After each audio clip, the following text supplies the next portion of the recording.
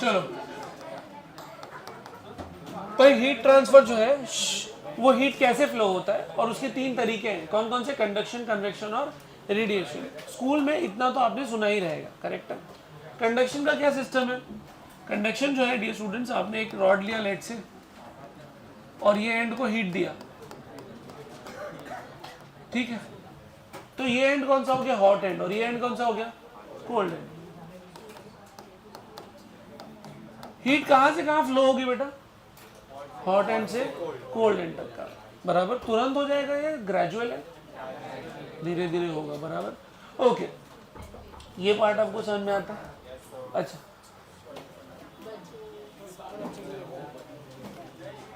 ठीक, okay. Now try to understand. ये hot end है, ये कोल्ड एंड है, बराबर है। अच्छा, ये हीट एक मॉलिक्यूल को मिलेगा, फिर ऐसे बहुत सारे मॉलिक्यूल्स हैं। ये मॉलिक्यूल को जब ये हीट मिलेगा तो इसका एनर्जी इंक्रीज होगा, इंटरनर्जी इंक्रीज होगा, जिसकी वजह से मॉलिक्यूल क्या करेगा बेटा? वाइब्रेट करेगा।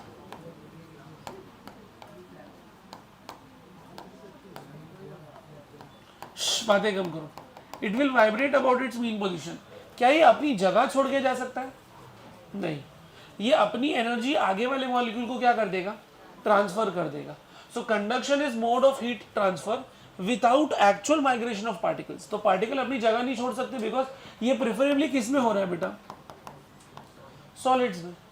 और सॉलिड में मॉलिक्यूल का इंटरमॉलिक्यूलर फोर्स बहुत ज्यादा स्ट्रांग होता है और इंटर एटॉमिक स्पेसिंग बहुत कम होती है, तो बहुत टाइटली बाउंडेड होते हैं। तो जैसे एनर्जी मिलती है वो अपनी जगह पे ऑसिलेट करते हैं और वो एनर्जी आगे क्या कर देते हैं? ट्रांसफर कर देते हैं। Simple.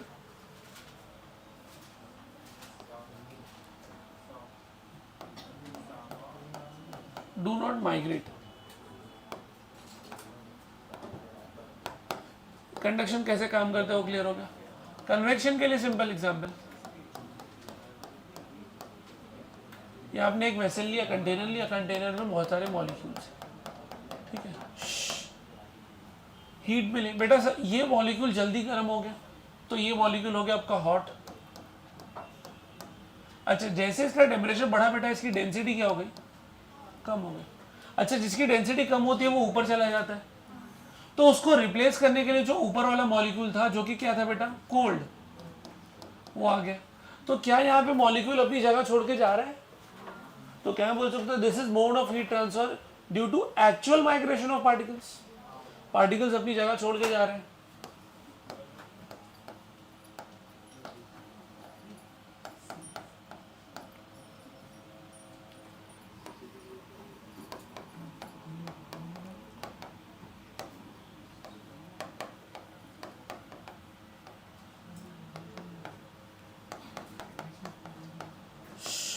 Due to actual migration of particles, okay. Radiation, लेट से मान लीजिए आप जो है वो कोई ऐसे एरिया पे जहाँ पे बहुत ज़्यादा ठंडी लग रही है, मान लो ठंडक का दिन है, तो आपने आग जलाई, बराबर। ये जहन है, जहन को अब उसको अगर ठंडी लग रही है तो आग में हाथ डाल देगा क्या वो? नहीं, जहन के लिए एक्सपेक्टेड नहीं है, कुछ दिमाग से थोड़ा सा वो है, लेकिन टेक्निकली देखा जाए तो अगर आप आग के पास बैठे भी रहेंगे तो भी आपको वो हीट फील हो सकती है, बराबर है।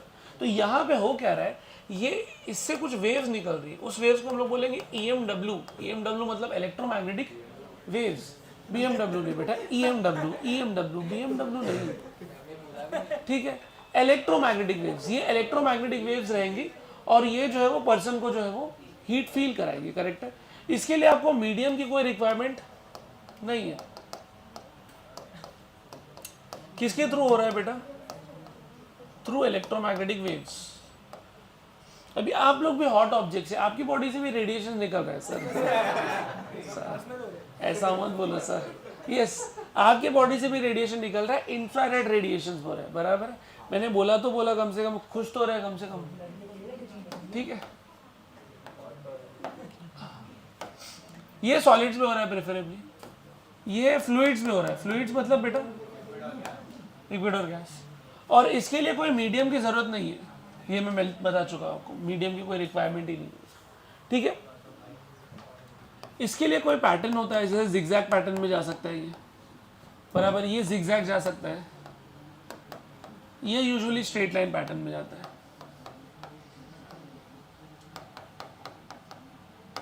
ये जिस मीडियम से पास होंगे उसको हीटअप कर देंगे। हाँ, ओह थैंक यू ट्रांसलेशन के लिए बेटा। हिंदी में ट्रांसलेशन के लिए बहुत शुक्रिया। आपको नेशनल ज्योग्राफी भेज देते हैं, वहाँ पे आप जाके यही सब कीजिए, नर और मादा यही सब कीजिए बेटा वहाँ पे आके, ठीक। तो यहाँ पे मीडियम को हीटअप कर देते हैं,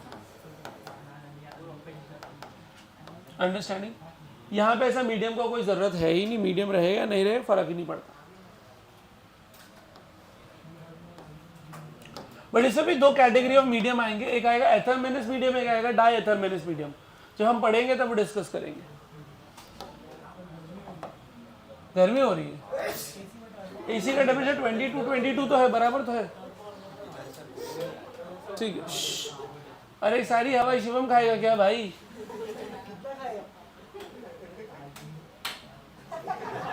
अरे उसमें मैकेनिज्म ऐसा आड़ा टेढ़ा करेगा तो खराब हो जाएगा भाई। अभी सेटल डाउन ना। फ्री और फोर्स कन्वेक्शन। फ्री कन्वेक्शन मतलब नेचुरल कन्वेक्शन।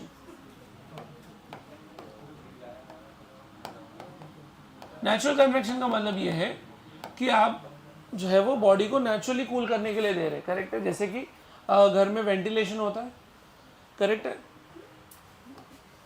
ये देखो, ये सिंपल है। मान लो अगर ये विंडो है तो विंडो के ऊपर से एक छोटा सा वेंटिलेशन का स्लॉट भी डाल के रखा है। तो क्या होता है समझिए, जब हीटर होता है तो वार्म एयर जो है वो ऊपर जाती है, बराबर। तो उसको रिप्लेस कौन करता है? Cold air. तो कोल्ड एयर विंडो से आ रही है आपको, और गर्म हवा किधर से जा रही है? ऊपर वेंटिलेशन से जा रही है। इसीलिए आप देखिए घर में एग्जॉस्ट फैन का होल ऊपर होता है, समझ में आया? यहाँ पे अगर आप एग्जॉस्ट लगा लेंगे तो वो हो जाएगा फोर्स कन्वेक्शन। जैसे आप मान लो हेयर ड्राई यूज करें, वो कौन सा कन्वेक्शन आएगा? Force convection. ब्लोअर समझता है, एयर कंडीशनर, ये सब कौन से कंडीशनर का है बेटा? Force convection. नेचुरल कन्वेक्शन का एग्जांपल स्कूल लेवल में आपको पढ़ाया जाता है बेटा, शायद आपने सुना। कौन तो है कंटिन्यूसली बात कर रहा है? चुप हो जा। सुना ये सी ब्रीज और लैंड ब्रीज, बराबर, ये सब सुना रहेगा। क्या होता है दिन के टाइम पे बेटा, रेत जो है वो जल्दी गर्म हो जाती है, तो उसकी एयर जो है वो वार्म हो जाती है, तो वार्म एयर ऊपर जाती है, कोल्ड एयर समंदर से आती है। समझ में आया आपने? तो ये आपने पढ़ा होगा, डे ब्रीज, नाइट ब्रीज, वो सब है, ठीक है। कन्वेक्शन जो है वो ग्रेविटी फ्री स्पेस में नहीं हो सकता।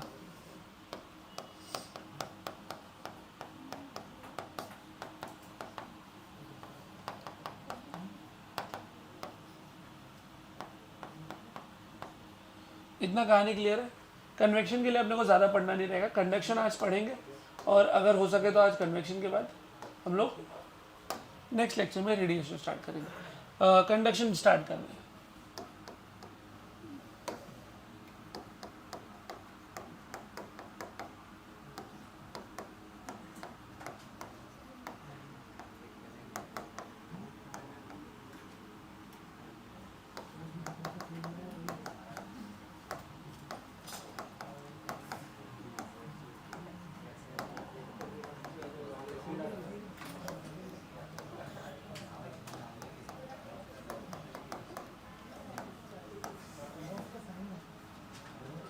भाई जरा डेफिनेशन समझ में आती है?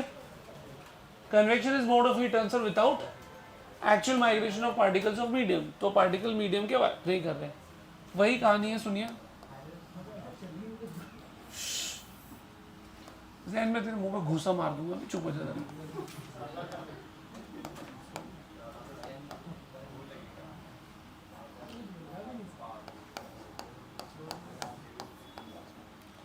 ये हॉट एंड है और ये कौन सा एंड है? कोल्ड एंड, बराबर है। यहाँ के टेम्परेचर के मेजर करने के लिए हमने अलग अलग थर्मोमीटर्स लगाए। लेट्स सी,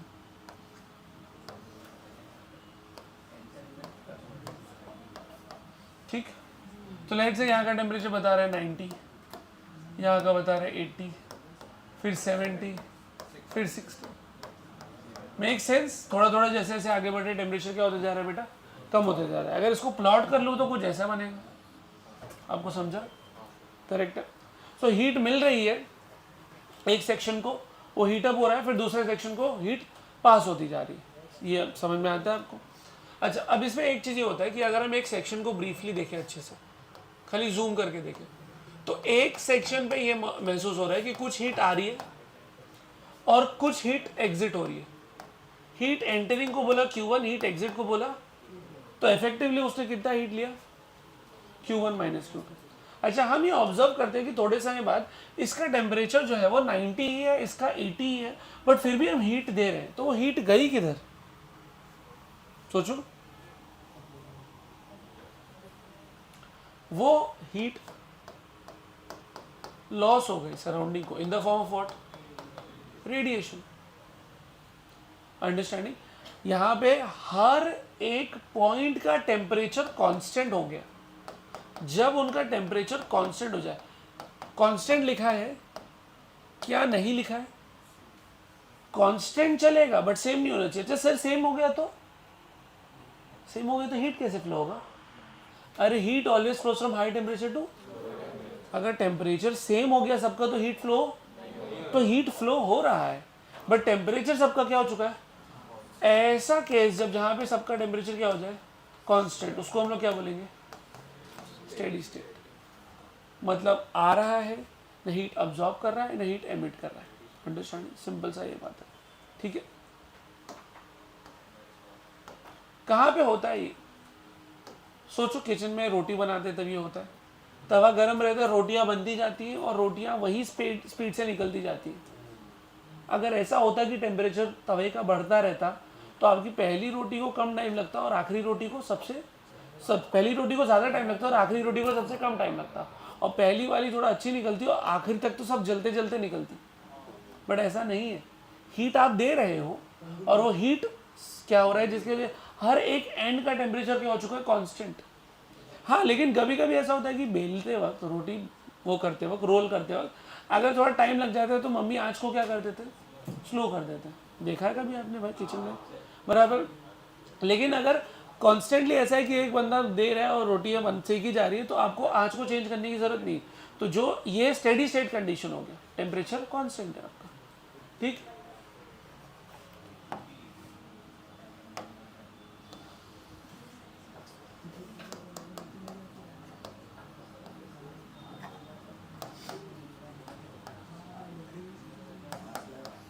क्या लिखा हमने?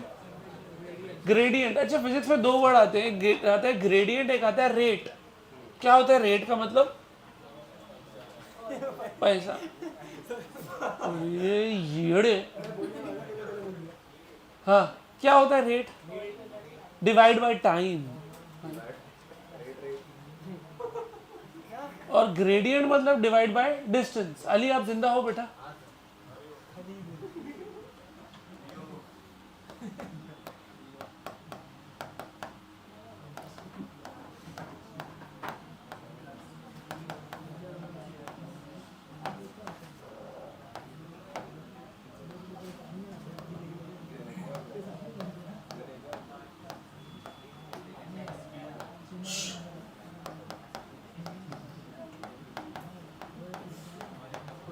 क्या आप देख सकते हैं बेटा, आपका θ1 जो है वो हॉट एंड हो गया, θ4 आपका जो हो गया बेटा कौन सा एंड हो गया? Cold and. जैसे आप हॉट से कोल्ड जा रहे हैं, आपका टेम्परेचर कम होता जा रहा है, और अलग अलग लेंथ में मैंने डिस्टेंस लिया है, तो temperature gradient is nothing but what? It is change of temperature. But आप टाइम के हिसाब से नहीं मेजर कर रहे, with respect to what? Distance. तो अगर मैं आपसे पूछूं ये ए बी में टेम्परेचर चेंज कितना है, जहन देख के बताओ, ए और बी का टेम्परेचर डिफरेंस कितना होना चाहिए? It should be what? θ1 minus θ2 या θ2 minus θ final minus initial upon x1। समझा आपको? कुछ बुक्स में इसको माइनस भी लिखते हैं, बट वो देखने का नजरिया। अगर आप ए टू बी जा रहे हो तो ए वाला हॉट है, बी वाला कोल्ड है, तो आप हाई टू लो जा रहे हो, इसीलिए आपका टेम्परेचर ड्रॉप हो रहा है। बट आप अगर यहाँ से आ जाओगे तो आप लो टू आ जाओगे, तो यहाँ पर टेम्परेचर आपका इंक्रीज होगा। बट ज़्यादातर हम लोग कहाँ से कहाँ जाएंगे? Hot end to cold end. क्यों सर हम लोग ये फॉलो कर रहे हैं? Because heat always flows from high temperature to, तो we also go from hot object to hot temperature to cold. बराबर ऐसे ही होता है। High potential to low potential, high pressure to low pressure. ठीक, यूनिट क्या होगा इसका? टेम्परेचर का यूनिट केल्विन और डिस्टेंस का यूनिट मीटर, तो केल्विन पर मीटर।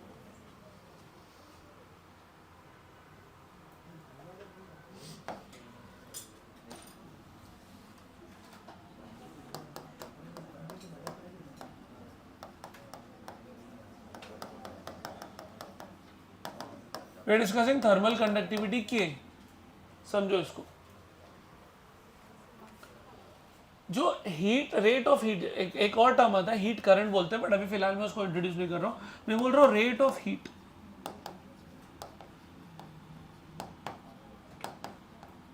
बेटा अब मैंने रेट बोला मतलब क्या? डिवाइड बाय टाइम ना। तो क्यू बाई टी किस किस चीज को प्रोपोर्शनल है? एक ये प्रोपोर्शनल है एरिया को। I give you an example and that will help you out. Cup saucer देखा है आपने? जब आप चाय को सॉसर में डालते हैं, करेक्ट, क्यों डालते हैं? क्या शौक है उसको? Yes, correct correct. क्या बोल रहे हैं? रिच फीलिंग आता है। ओके ठीक है, चलो तो पहला तो ये इन्होंने दे दिया बराबर। ओके, बट मेन रीजन ये है कि सर जब उसका सरफेस एरिया इंक्रीज होता है तो हीट ट्रांसफर जो है वो जल्दी होता है, बराबर। More is the area, more is the rate of loss of heat, फटाफट हो रहा है, करेक्ट। तो एक पार्ट ये हो गया। दूसरा पार्ट ये हो गया कि डिपेंड करता है टेम्परेचर डिफरेंस पे। अगर टेम्परेचर डिफरेंस ज्यादा है तो हीट ट्रांसफर भी ज्यादा। फॉर एग्जांपल आपने चाय बनाई और चाय को आप जो है वो हॉल में आके पी रहे हैं, हॉल में एसी चालू नहीं है, तो 5 मिनट में तो आराम से आपकी चाय खत्म हो जाएगी। लेकिन अगर यही चाय आपने बनाई और आप ऐसे रूम में चले गए जहाँ पे एयर कंडीशनर चालू था, तो आपकी चाय जल्दी ठंडी होगी। तो टेम्परेचर डिफरेंस अगर ज़्यादा रहेगा तो चाय जल्दी ठंडी होगी। तो टेम्परेचर डिफरेंस मोर, तो rate of heat loss is also more, फटाफट हीट ट्रांसफर हो रहा है। समझ में आता है मेरी बात? करेक्ट है ना? यही रीज़न है ना कि भाई जब आप कोल्ड क्लाइमेट्स में जा रहे हैं तो आप कोई भी चीज़ खा रहे हो तो फटाफट खा रहे हो उसको, कि भाई सूप पी रहे हैं जल्दी पी ले भाई, वरना सराउंडिंग की वजह से क्या हो जाएगा, जल्दी ठंडा हो जाएगा। ज़रा इसके बारे में सोचो। इनवर्स प्रोपोर्शनल लेंथ, लेंथ ज़्यादा रहेगा तो हीट ट्रांसफर स्लोली होगा। देखो आप जब बावर्ची लोग को देखा, शेफ लोग को उनका चम्मच बड़ा रहता है बहुत। बावर्ची नहीं पता आपको? शेफ, कुक, अरे बावर्ची बासमती राइस, बावर्ची इज अ वर्ड नॉर्मल। ठीक ठीक, शेफ, कुक, खानसामा, ओके, ये सब word.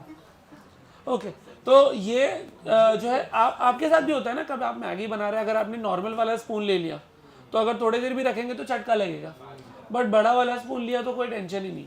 Understanding what is happening? तो लेंथ इंक्रीज होगा तो rate of heat transfer slow हो जाएगा।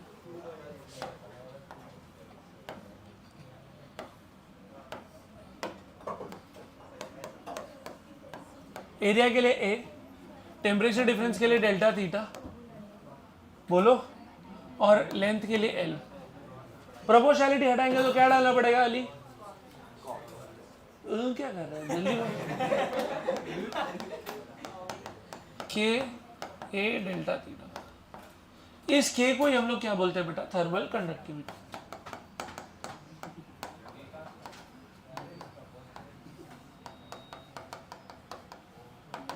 ठीक, सर यूनिट की बात करते हैं। बोलो के का यूनिट क्या बनेगा? Q by T is what? Heat upon time. Can I call it as power? है ना, देखो ना ये पावर की बराबर ही तो है। तो power is nothing but what, बराबर एरिया के लिए। अच्छा, ये एरिया के लिए मीटर स्क्वायर, ये इसके लिए मीटर, तो मीटर स्क्वायर और मीटर कैंसिल, तो बचेगा क्या? सिर्फ मीटर। और इसके लिए थीटा के लिए आ जाएगा केल्विन, तो हम इसको लिख सकते हैं W और W। अरे समझता है भाई, यूनिट ऑफ के स्केलर है वेक्टर है? हीट पूरे चैप्टर में हर जगह स्केलर ही चल रहा है, कहीं पे वेक्टर की बात ही नहीं होती। ठीक है, तो थर्मल कंडक्टिविटी का ये फॉर्मूला आप याद रख लें। Are we good conductor of heat और bad conductor of heat? Human body, हमारा थर्मल कंडक्टिविटी अच्छा है या बुरा है? हमारा थर्मल कंडक्टिविटी बुरा है। अगर अच्छा रहता तो हमारी बॉडी से फटाफट हीट ट्रांसफर होता, बट अपनी बॉडी का टेम्परेचर हमेशा मेंटेन रहता है। बराबर है। अगर अच्छे ट्रांसफर होते तो डोंट यू थिंक गर्मी में बहुत ज़्यादा गर्मी लगती, क्योंकि सराउंडिंग हीट बहुत ज़्यादा है तो हम लोग फटाफट ट्रांसफ़र कर लेते। अंदर से इंटरनल ऑर्गन्स की हालत ख़राब हो रही है, भाई तू हीट ले रहा है उधर से, और ठंडी में ठंडक हो रही है, और समझ में आ रहा है सारी की सारी गर्मी बाहर निकल जा रही है, तो वो भी एक दिक्कत हो रही है। तो human beings are bad conductor of heat but good conductor of what? Electricity. क्या बोल रहा है? क्या बोल रहे शिवम?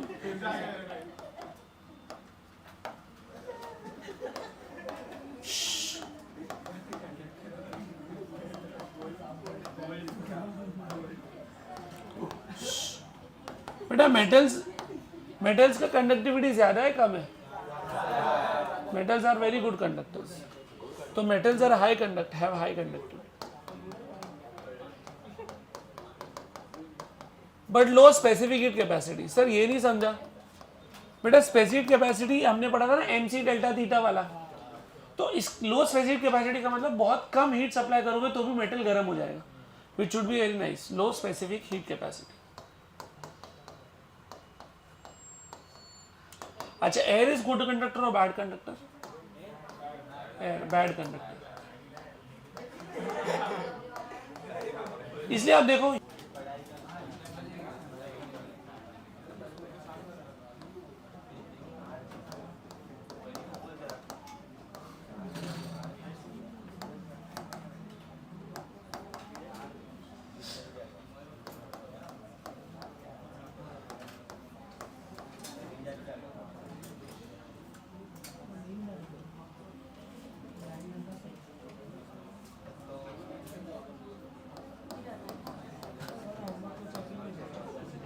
बेटा, क्या आप इसका K निकाल पाओगे?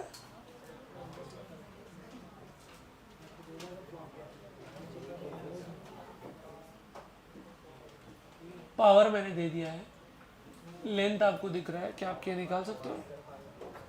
Power is nothing but Q by T ना, तो Q बाई टी इज 150 ले लिया आपने, और उसको लिखा KA delta theta by L। जरा आप बताओ, आपको डेल्टा थीटा दिख रहा है डायग्राम में कितना है? 100 माइनस 50। लेंथ आपको और कितनी लेनी रहेगी? 1.5। एरिया कैसे निकालोगे? पाई आर स्क्वायर करोगे, और ये तो 150 दिया है, तो क्या आपको K मिल जाएगा? सिंपल, सॉल्वेबल है। चलो कर लेना बाद में, जब आप कॉपी करने जाना तब कर लेना।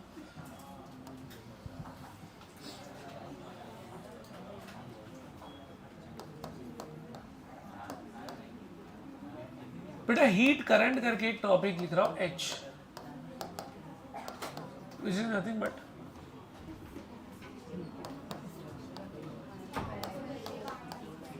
Heat upon time, which is nothing but Q by T.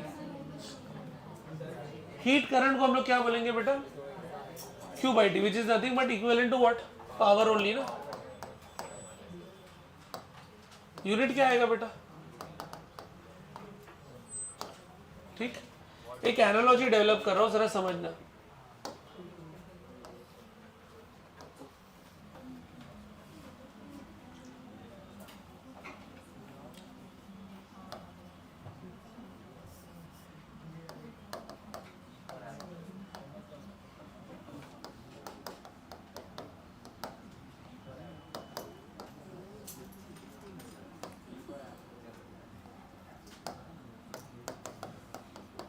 क्या आपको ये समझते हैं कि इलेक्ट्रिक करंट को हम लोग लिख सकते हैं पोटेंशियल डिफरेंस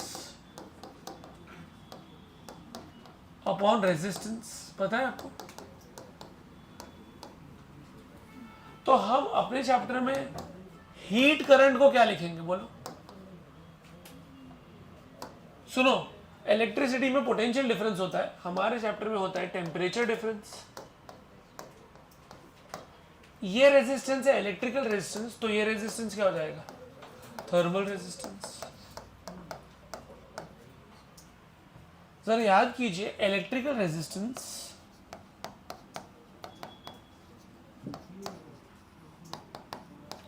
का ये फॉर्मूला आपको स्कूल लेवल में पढ़ाया गया है। सर हमको याद ही नहीं आ रहा है, नहीं पढ़ाया गया? Very nice. Rho L by A, L को बोलते हैं लेंथ, ए को बोलते हैं एरिया, रो को बोलते हैं रेजिस्टिविटी। पहली बार देख रहे हैं? पढ़ाया था स्टेट बोर्ड में था। अबे स्टेट बोर्ड में था तो सीबीएसई में रहेगा ही, क्या नल्ला है।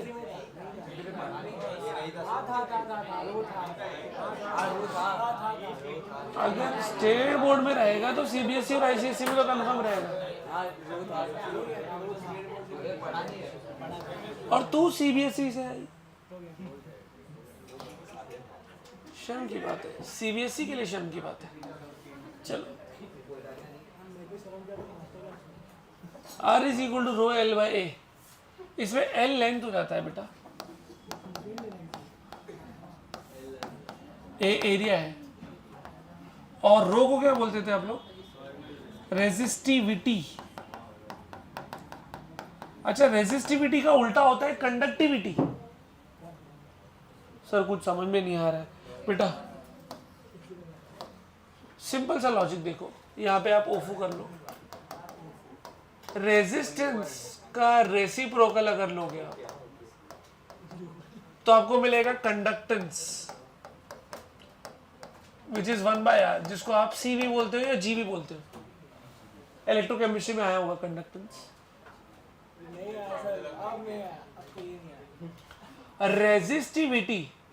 रेजिस्टिविटी का उल्टा करोगे तो क्या मिल जाएगा आपको? कंडक्टिविटी, जिसको आप बोलते हो सिग्मा। तो रो इज नथिंग बट 1/सिग्मा, सिंपल। दोनों अलग है, रेजिस्टेंस और कंडक्टेंस। रेजिस्टिविटी और कंडक्टिविटी टोटल 4 अलग अलग चीजें हैं। रेजिस्टेंस का यूनिट ओम, कंडक्टेंस का यूनिट ओम इनवर्स या तो मो, ओम का उल्टा मो, OHM। साइंटिस्ट लोग ने नाम दिया है भाई, आप सोच रहे हो how unserious they were while giving the names. Ohm का उल्टा मो, इसका यूनिट ओम मीटर, इसका unit ohm inverse metre inverse, या मो पर मीटर, समझा? ठीक है, एक और यूनिट होता है, सुना रहेगा आपने, ये स्विचेस बनाती है कंपनी, बराबर?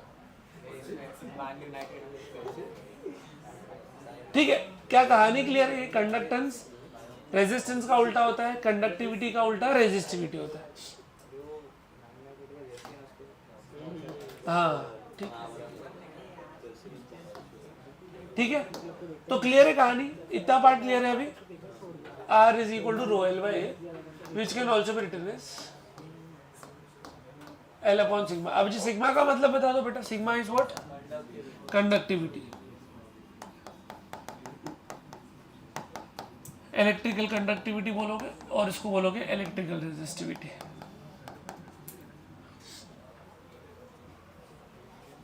सेम फॉर्मूला आपके लिए बनेगा। इलेक्ट्रिकल रेजिस्टेंस को आप थर्मल रेजिस्टेंस से इक्वेट करोगे,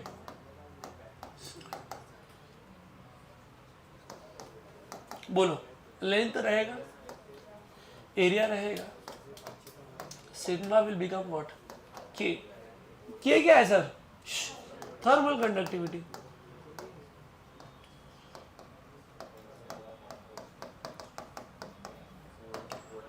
क्लियर है?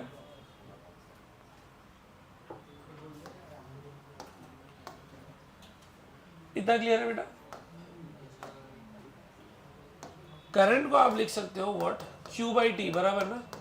कैन यू रिमेंबर Q को हम लोग क्या बोलते थे? Charge upon time. और यहां पे हीट करंट को अपन बोलोगे हीट अपॉन टाइम, ठीक है, which is Q by T. Q by T का फॉर्मूला क्या पढ़ा था आपने भी? देखो ऐसा फॉर्मूला पढ़ा था, के ए डेल्टा थीटा अपॉन एल, याद आया कुछ? आई का फॉर्मूला पढ़ा था V upon R, but V को क्या लिखोगे? बराबर R को। इसको रीअरेंज करता हूं, जरा देखना कि आपको रीअरेंजमेंट समझा। अब now please try to understand the analogy. V मतलब क्या? Potential difference. तो डेल्टा थीटा मतलब क्या? Temperature difference. यहां पे भी लेंथ यहाँ पे भी लेंथ, यहाँ पे भी एरिया, यहाँ पे भी एरिया। ये क्या है? कंडक्टिविटी। ये क्या है? रेजिस्टिविटी। चाहिए तो आप उसको कंडक्टिविटी के फॉर्म में। ये पूरा चीज क्या है? रेजिस्टेंस। कौन सा रेजिस्टेंस? Electrical resistance. ये पूरा चीज क्या है? Thermal resistance. ये कौन सा चीज है? Heat current. ये कौन सा? Electrical current. दोनों को हमने कंपेयर किया।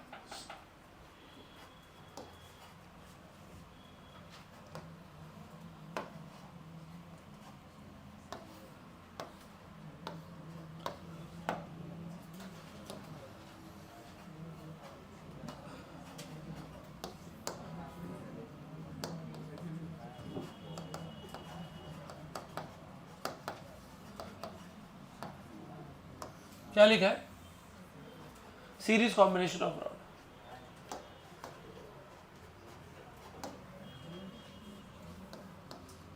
रॉड भी बोल सकते हैं, स्लैब भी आता है कभी कभी।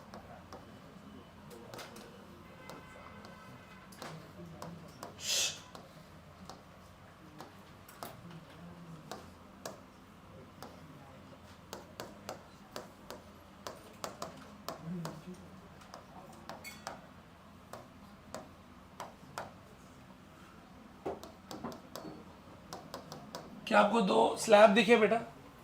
दोनों का लेंथ अलग अलग है, दोनों का एरिया सेम है, दोनों अलग अलग मटेरियल के। एक का थर्मल कंडक्टिविटी K1, एक का थर्मल कंडक्टिविटी K2। ये है आपका हॉट एंड जिसका टेम्परेचर रखा है θ1 पे, ये आपका कोल्ड एंड जिसका टेम्परेचर रखा है θ2 पे। बीच में थीटा किसका टेम्परेचर है? इंटरफेस का। समझिएगा? अच्छा, ये बेटा सीरीज में कुछ चीजें आपको सीरीज के रिलेटेड पता होना चाहिए था।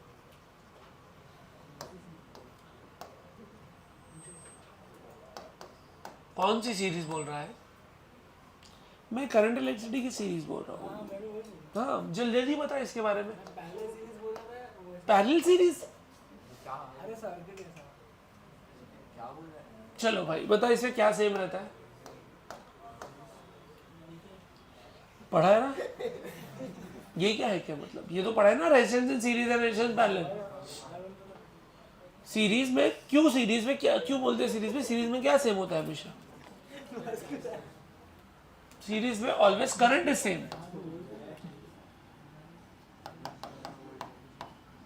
और क्या डिफरेंस होता है? Potential difference is different. बराबर।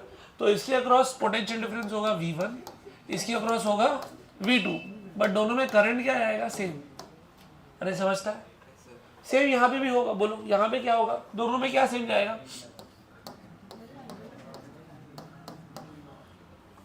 अरे समझता है क्या?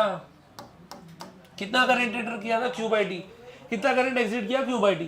तो सेम करंट आया, सेम करंट गया। बराबर। बट क्या डिफरेंट है? Temperature difference. चेक करो ना, इधर का टेम्परेचर डिफरेंस कितना है? θ1 माइनस θ2। और इधर का टेम्परेचर डिफरेंस कितना है? θ माइनस θ2। तो टेम्परेचर डिफरेंस अलग अलग है, बट क्या सेम है? करंट।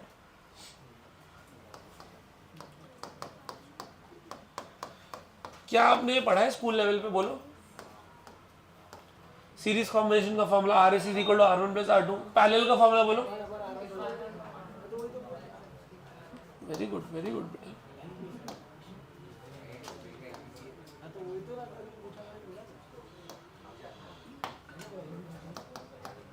इसका फॉर्मूला L/K, इसका formula L/K। K1 K2 L1 L2। Sir A1 A2 क्यों नहीं लिखे? डायग्राम चेक कर लो।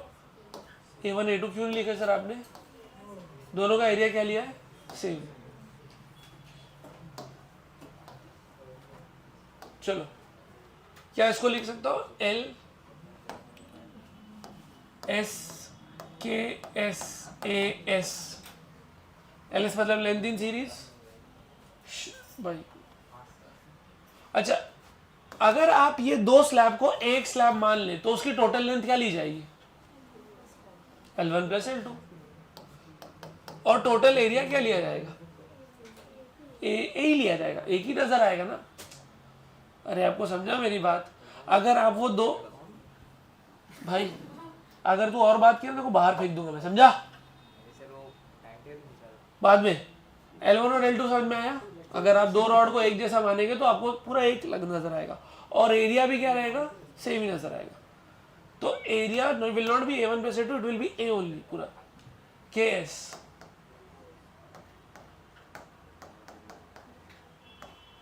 L1 K1 plus L2 K2, क्या कॉमन निकल गया, तो A कैंसिल हो गया। चलो KS का फाइनल फॉर्मूला क्या बनेगा, ये पूरा चीज नीचे आ जाएगा, तो will have L1 plus L2 upon L1 upon K1 plus L2 upon K2। ये दो रॉड के लिए, तीन के लिए रहता तो क्या करना पड़ता, और ऐड करना पड़ता। व्हाट इफ लेंथ सेम हो, अगर लेंथ सेम हो तो L1 प्लस L2 को अपन क्या लिखेंगे, L प्लस L, कितना हो जाएगा 2L, यहां से L कॉमन हो जाएगा, 1 upon K1 plus 1 upon K2। चलो बोलो फाइनल फॉर्मूला क्या बनेगा, L कैंसिल हो जाएगा। अगर मैं इसको क्रॉस मल्टीप्लाई कर दूं तो K1 प्लस K2 और वो K1 K2 ऊपर चला जाएगा, तो क्या बचेगा,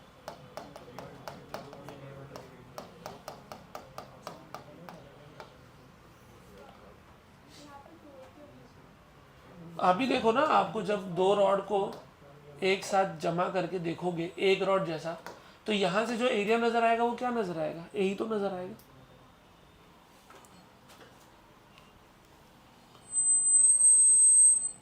देखो ये दो रॉड है, उसको एक मानना पड़ेगा आपको, तो दोनों का लेंथ L1 प्लस L2 होगा, बट यहां से देख रहे हो तो एरिया ऑफ क्रॉस सेक्शन तो यही नजर आ रहा है ना। अगर ऐसा रखता साइड बाय साइड तो क्या होता बोलो, तो 2A हो जाता है एरिया, बट लेंथ क्या हो जाता है L, यहाँ पे लेंथ ऐड हो गया बट एरिया क्या रह गया, सेम। ये कौन से कॉम्बिनेशन के लिए था, सीरीज। अगर आपको पूछे एग्जामिनर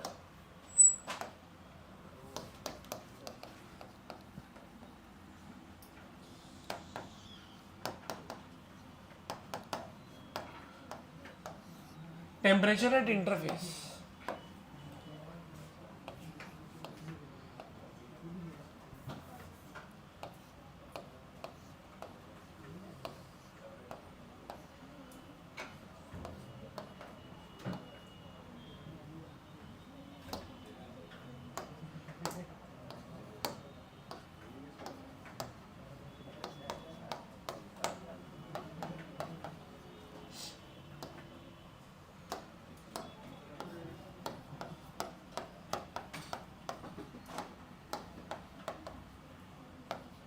चलो क्या इस केस में एरिया सेम है, अलग अलग है, अलग अलग है, लेंथ सेम है, अलग अलग, मटेरियल अलग अलग, सब कुछ अलग अलग है। इस केस में आपको इंटरफेस का टेम्परेचर दिख रहा है, इंटरफेस का टेम्परेचर क्या लिखा है उसको हमने कौन से लेटर से मार्क किया, इंटरफेस का टेम्परेचर, जहां पे जो लोग की मुलाकात होगी, थीटा।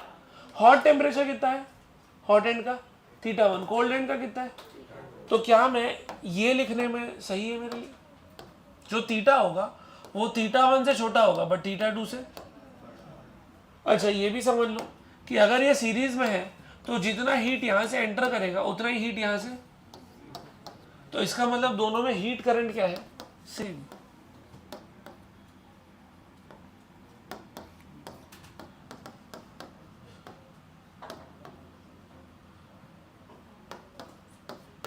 चलो हीट करंट का फॉर्मूला था Q/T, बोलो Q/T का फॉर्मूला, KA, जल्दी याद करो क्या था formula, KA delta theta upon L, KA delta theta upon L। चलो यहाँ का एरिया A1, यहाँ का एरिया A2, यहाँ का K1, यहाँ का K2। बोलो फर्स्ट केस में डेल्टा थीटा क्या होगा, θ1 माइनस थीटा। सेकेंड केस का क्या होगा, थीटा माइनस θ2। फर्स्ट केस का लेंथ होगा L1, सेकेंड केस का लेंथ होगा L2। इसको रीअरेंज करके आंसर बहुत अच्छा खासा आ सकता है, बट मैं ये कहूंगा कि रीअरेंज मत करो क्योंकि फिर बाद में याद कौन करेगा, इससे अच्छा इक्वेशन सॉल्व करो। याद है कैलोरीमेट्री में भी यही करते थे जब मिक्सचर्स करते थे, ठीक।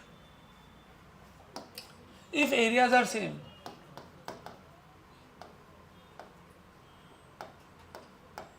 अगर एरिया सेम है तो फॉर्मूला क्या बन जाएगा, इफ एरिया सेम लेंथ भी सेम मान लो, एरिया और लेंथ दोनों सेम, तो A1 A2 cancel, L1 L2 cancel, तो अपने पास जो फॉर्मूला बनेगा वो कुछ ऐसा बनेगा, K1 theta 1 plus K2 theta 2 upon K1 plus K2, ये थीटा का फॉर्मूला बनेगा अगर दोनों सेम है। और इफ मटेरियल भी सेम है तो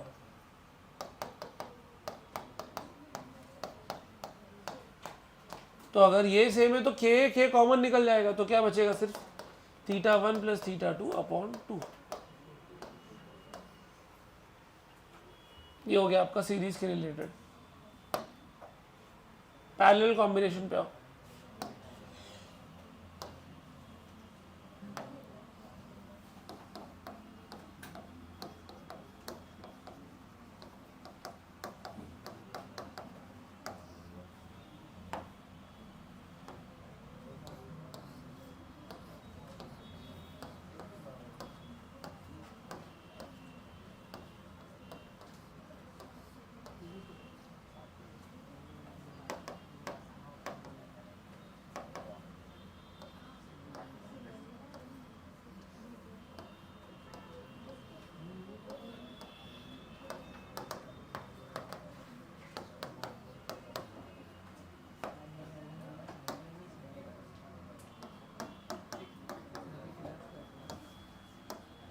क्या आपको नजर आया पैरेलल कॉम्बिनेशन? पैरेलल कॉम्बिनेशन में आप देख सकते हैं दोनों का एरिया क्या है, सेम नहीं है, अलग अलग है, बट दोनों का सेम क्या है फिर, लेंथ। वहां पे बेटा उल्टा था, वहां पे दोनों का एरिया सेम लिया था और लेंथ अलग अलग लिया था।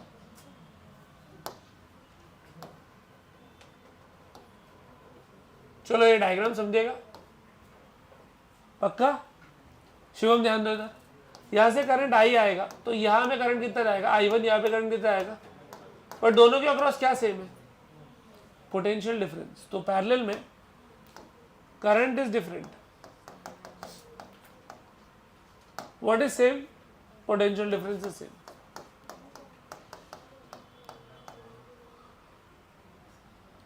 स्टार्ट करें। इस एंड का टेम्परेचर रहेगा थीटा 1, तो ये पूरे एंड का टेम्परेचर थीटा 1 और पूरे राइट साइड का टेम्परेचर कितना रहेगा, theta 2। What is the formula for parallel combination, जो आपने स्कूल में पढ़ा है, 1/r।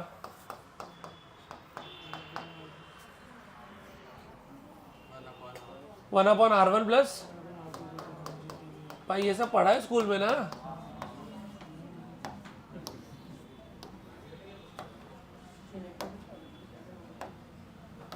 R1 की जगह पे क्या लिखेंगे, L अपॉन के, L1 K1 A1 plus 1 upon LP KP AP। But दोनों का लेंथ तो सेम ही है, तो L1 L2 लिख के मतलब नहीं सर, डायरेक्ट क्या लिखो, L। बातें नहीं,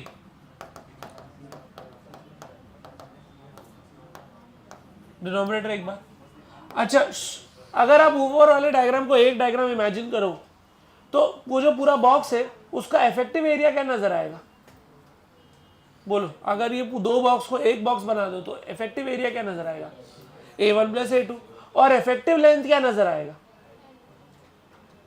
ओनली L, एक ही लेंथ। तो इफेक्टिव एरिया जो है इसका A1 प्लस A2 हो जाएगा, लेंथ L, और यहां पे हो जाएगा KP। KP का फॉर्मूला देखो क्या है,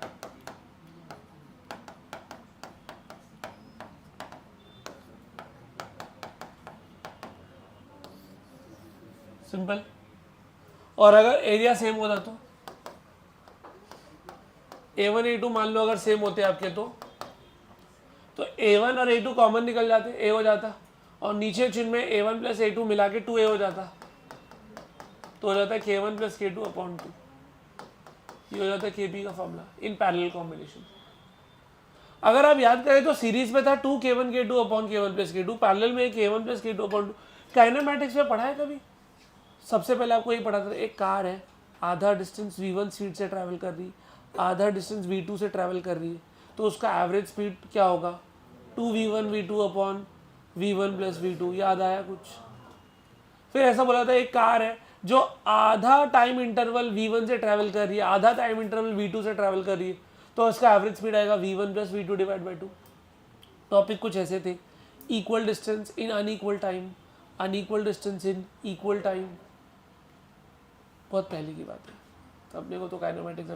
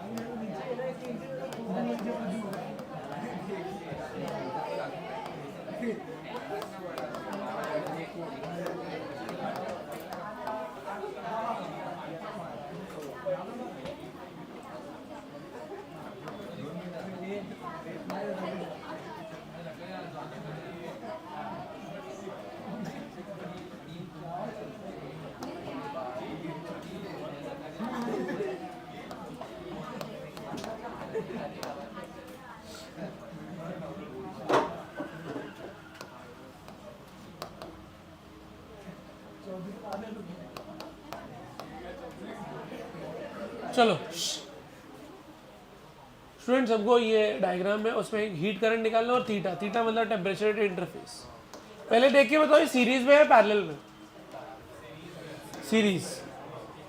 ओके, तो सबसे पहले इंडिविजुअल रेजिस्टेंस निकालते हैं। Hope this works for you. L upon के, पहले वाले का लेंथ कितना है 1, एरिया कितना दिया, दोनों का एरिया सेम है 1 सेंटीमीटर स्क्वायर, चलेगा 10⁻⁴। के कितना है 200। चलो can you do the math, बोलो कितना रहेगा ये? 2 इंटू 10⁻² हो जाएगा, 10⁻² पर गया 10⁻+2, 100/2 50। बोलो ये समझा पहले वाले का रेजिस्टेंस। दूसरे वाले का रेजिस्टेंस क्या आएगा?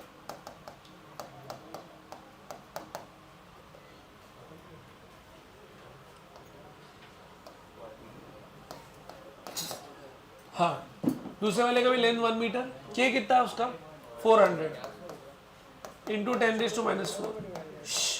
कितना हो जाएगा 4 इंटू 10⁻², 10⁻² पर गया कितना हुआ 25। Is this fair enough?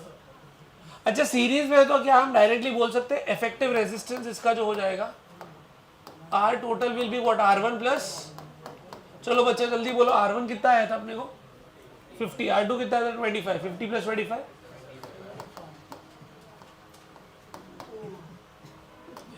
ये आपको रेजिस्टेंस आ गया। करंट का फॉर्मूला कह रहे हैं ऐसे, I can be written as what, total current is what, temperature difference upon resistance, है ना?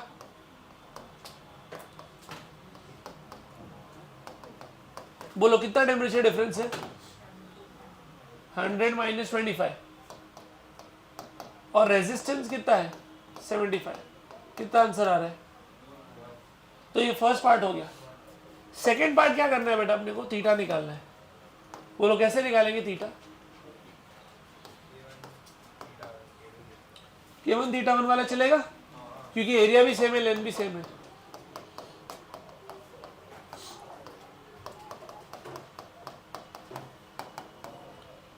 बोलो हो जाएगा सॉल्व? आगे बढ़ते हैं, नेक्स्ट क्वेश्चन।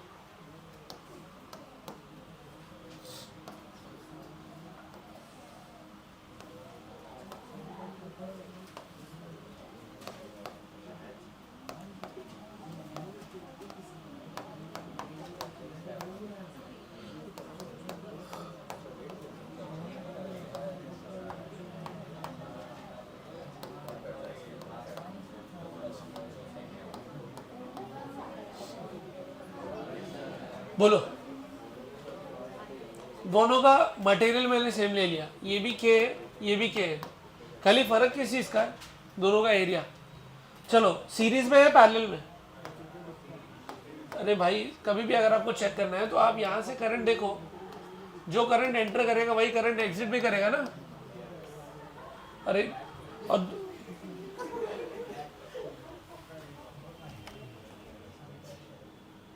क्या चल रहा है भाई? तो जो करंट एंटर हो रहा है वो एग्जिट करेगा। और आपको पैरेलल में भी ये भी पता होना चाहिए कि दोनों का लेंथ अलाउंग द सेम रहता है, खाली दो अलग अलग टेम्परेचर थे, इंटरफेस का टेम्परेचर आपको निकालना है। क्या करेंगे, फर्स्ट वाले के लिए डिफरेंस इन टेम्परेचर क्या लिखोगे, 100 माइनस थीटा। दूसरे वाले के लिए कितना लिखोगे, फर्स्ट वाले के लिए के यहाँ पे आएगा, ए कितना आएगा 2a। दूसरे वाले के लिए के ए कितना आएगा a, यहाँ के लिए लेंथ l, यहाँ के लेंथ भी l। क्या इसके बाद आपसे सॉल्व हो जाएगा? Simple question.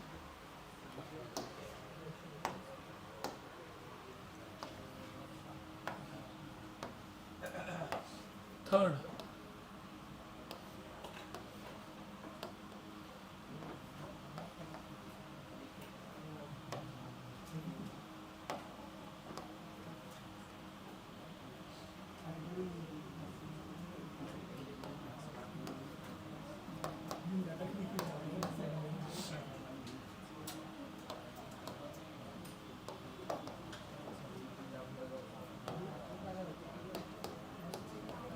चलो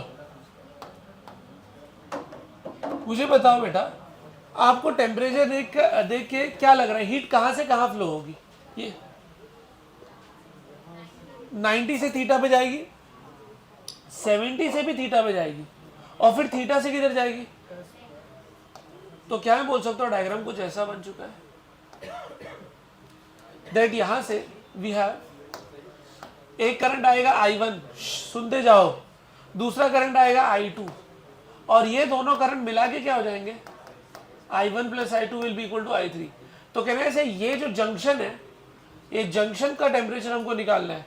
तो जब भी बात है कि जंक्शन की जितना करंट आया है उतना करंट जाएगा, सिंपल।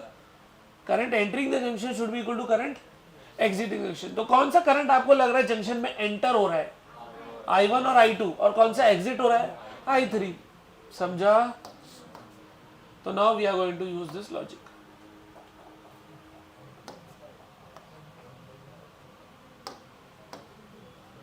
तो I1 plus I2 equal to I3, और हीट करंट के टर्म से बोलेंगे तो H1 plus H2 equal to H3।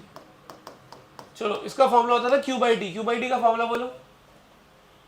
अरे यार, के ए डेल्टा थीटा अपॉन एल, तो वही लगाना है अपने को, फिर से बोलो। पहले वाले के लिए के, पहले वाले सबका एरिया सेम है, के ए डेल्टा थीटा अपॉन एल।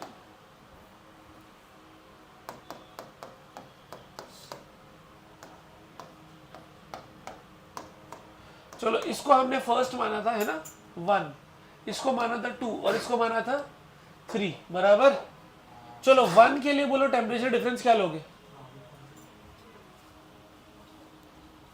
उठ की चाह मुदुल क्या, जा जा जल्दी जल्दी जल्दी जल्दी जल्दी।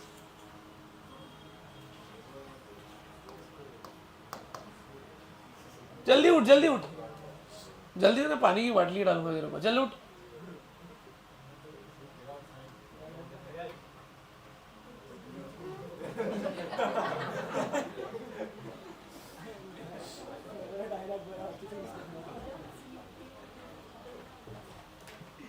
तो फर्स्ट वाले में temperature difference 90 minus theta, second वाले में 70 माइनस थीटा, और थर्ड वाले में थीटा माइनस 10। फर्स्ट वाले की लेंथ 3 मीटर्स, सेकेंड वाले की लेंथ 1 मीटर, थर्ड वाले की लेंथ 2 मीटर्स। क्या आप रीअरेंज करके आंसर ला सकते हैं?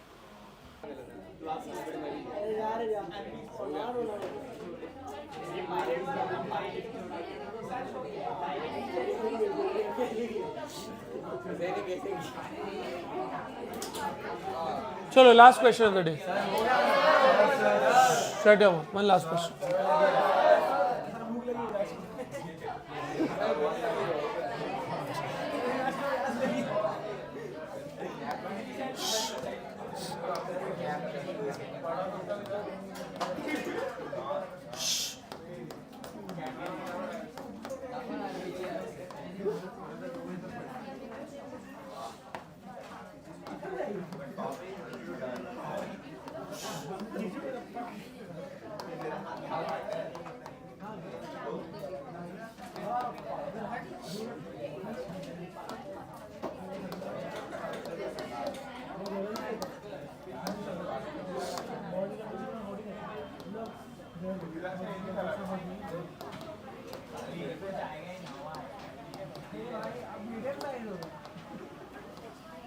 सुनो समझो, एक सॉलिड सिलेंडर है और एक हॉलो सिलेंडर है। हॉलो सिलेंडर में जो खाली वाली जगह है उसका रेडियस कितना है, आर। ये दोनों का आप फिट कर सकते हो एक पे, दिख रहा है क्योंकि ये गैप में बराबर चला जाएगा। अब बोला गया है कि अगर आपका डायग्राम कुछ ऐसा बन जाता है जहाँ पे हॉलो वाली स्पेस में सॉलिड वाला सिलेंडर चला गया और ये आपका, तो इसकी इफेक्टिव थर्मल कंडक्टिविटी कोएफिशिएंट क्या होगा, ये इफेक्टिव अपने को निकालने। एक बार बताओ, ये सीरीज है पैरेलल? वेरी गुड, ये तो आपने बहुत अच्छा एनालिसिस किया क्योंकि ये एंड का टेम्परेचर θ1 है तो इसका एंड टेम्परेचर θ2। पैरेलल का फॉर्मूला बराबर, चलो पहले वाले L लेंथ है उसका, K1 एरिया 1,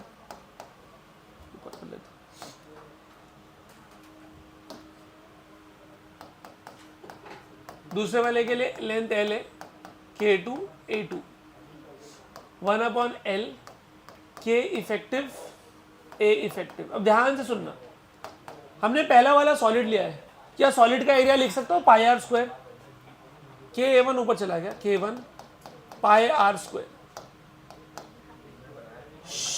बातें कम करेंगे तो अच्छा रहेगा। K2, मुझे बताओ हॉलो का एरिया क्या होगा, सिलेंडर है उस पर होल है, तो अगर आपको एरिया चाहिए तो बड़ा सिलेंडर माइनस छोटा सिलेंडर करेंगे ना, तो what will be the area, it will be pi 2r square minus R square. ये आपको समझेगा क्या, अरे आप इसको देखो ना, ये पहले वाला बड़ा वाला फिर छोटा वाला, तो आपको सिर्फ इतने का एरिया चाहिए ना जो मैंने हाईलाइट किया है, अपॉन एल। एल यहाँ पे, के इफेक्टिव यहाँ पे। अच्छा, जब आपने इसको बराबर फिट कर दिया तो आपको इफेक्टिवली एरिया क्या नजर आ रहा है, 2a। देख लो, क्योंकि ये पूरे इस चीज का रेडियस 2r नजर आएगा, तो पाई 2r का स्क्वायर। समझे? अब कुछ हॉलो नजर नहीं आ रहा है, सॉलिड वाला पार्ट हॉलो में चला गया, तो अब आपको पूरा चीज का रेडियस 2r आ रहा है। सॉल्व करो, pi pi pi common, R square common, क्या बचेगा बोलो, K1 प्लस ये हो जाएगा 4r square minus R square 3 K2, L भी कैंसिल, 4 यहाँ पे आ जाएगा 4। ये हो गया आपका K इफेक्टिव का फॉर्मूला, कॉपी कर लो।